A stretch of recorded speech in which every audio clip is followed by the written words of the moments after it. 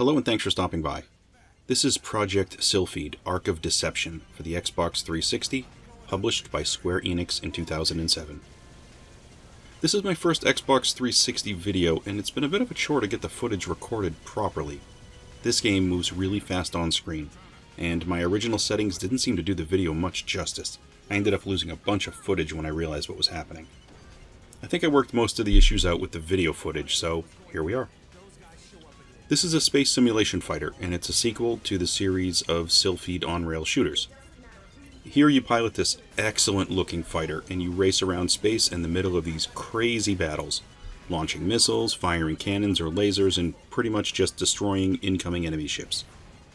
Now, there is a story to this one, and the characters, they're there, and you're supposed to get invested in them, I guess, but I'm an adult, and although this game looks amazing, the character models that they use in this one are clearly anime-styled and tiny.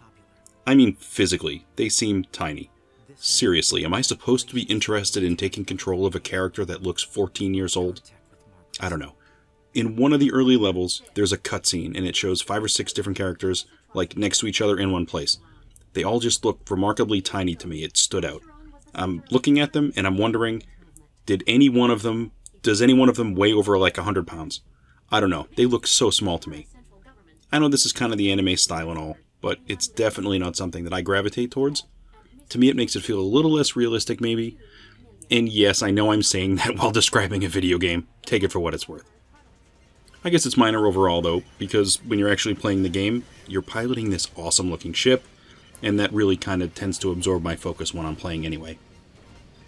The game has a lot of beautiful visuals. This is Xbox 360 era graphics, and as you would imagine, we're talking this is the start of the HDMI age. There's fidelity here, there's resolution. Graphics are great, it's well styled, and for a 360 game in particular, it looks really great. This is really what I would hope and expect.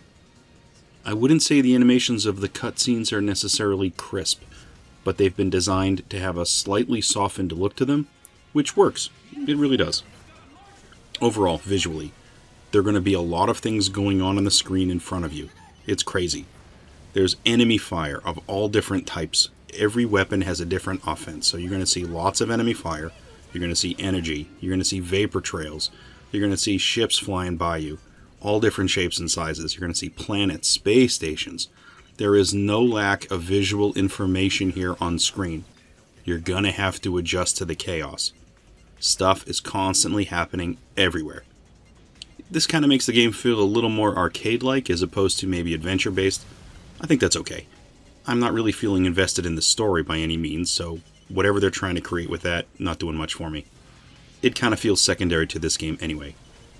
The controls for this one are not that hard to get your brain around. The Xbox 360 has a fantastic controller to begin with, and it's got a ton of buttons, and they all seem to make sense here. Normally I would expect the left and right triggers to be different types of offensive weapons, but here they're not. I thought I wouldn't like that, but here it works. The right trigger, instead of being offensive fire, it's your throttle, and if you double click you get an extra boost. The left trigger is a reverse stop trigger. And this is something I actually used a little in this game. Most games I only focus on throttle, but this one, no, this is usable. The fire buttons are going to be your left and right bumpers. The left bumper in the early levels will activate your missiles. You're going to use this for other weapons as well as you progress, and when you change the loadout of your ship, it will change how you use this button. But when you're using missiles, when a ship is in range, you press and hold the left bumper, and if you get a lock on a target, you just release and your missiles fire off. Hopefully you're going to destroy your target. If you put other weapons in the slot, though, the buttons are going to function differently, of course.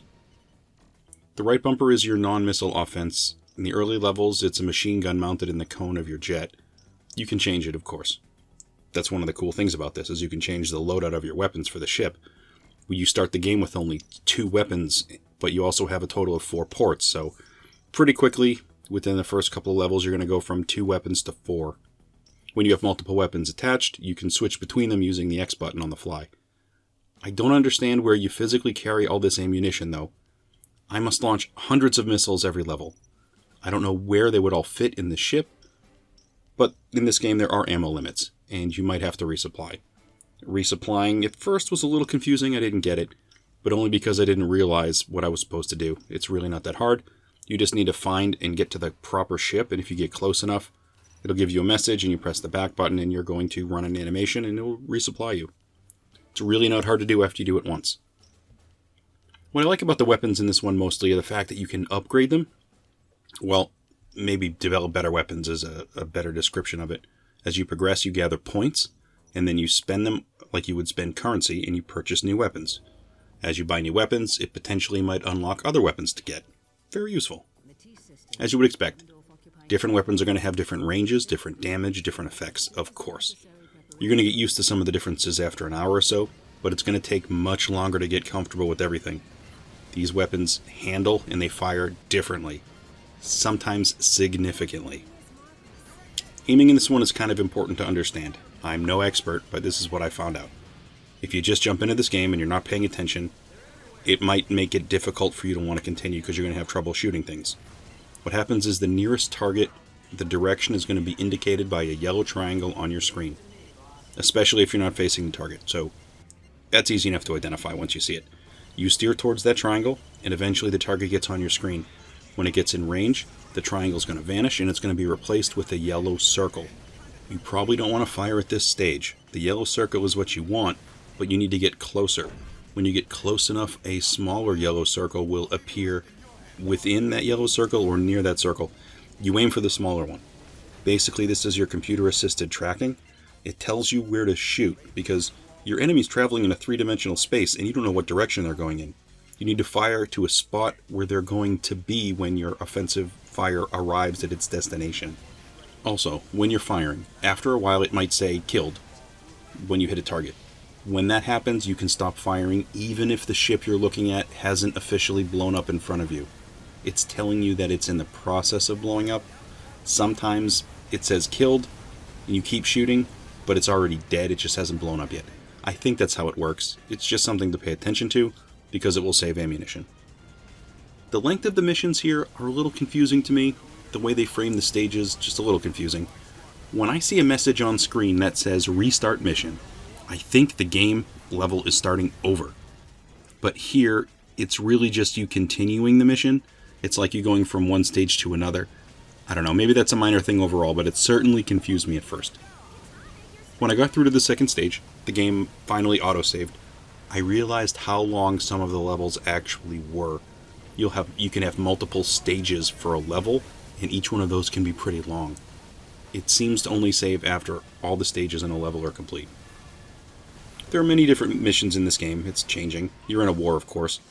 But there are things that you need to do. I mean, destroy all enemies is one basic type of a game, but it's not what you're always trying to do, really. You might have to protect a particular ship, or you might have to destroy some incoming missiles.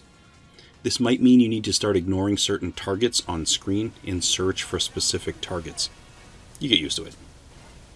The music here, it's anime, action, pop, and I guess it's pretty good for this game. Honestly, I wouldn't be surprised if this was one of those games that released a CD of music alongside the game. I can see somebody wanting to listen to this. There's a bunch of games that do that. Also, in terms of audio, there's a lot of chatter in this game. Going to be characters talking to each other as you progress through the game, and it's alright, I guess. Sometimes it's a little repetitive, but there's a lot to worry about on screen as you're trying to finish your mission, so I think this chatter's tolerable. Overall, I'm glad I popped this one in. It's a pretty interesting visual experience, and once you adjust to that sort of arcade feel, it's really fun. Also, every now and again you get into a situation where you manage to destroy 4 or 5 ships in like a couple of seconds, and it's a great feeling. Well, that's all I have for Sylpheed for the Xbox 360. It's a fun game with a lot of really great designs and visuals. Thanks for giving this one a look, and I'll catch you on another video.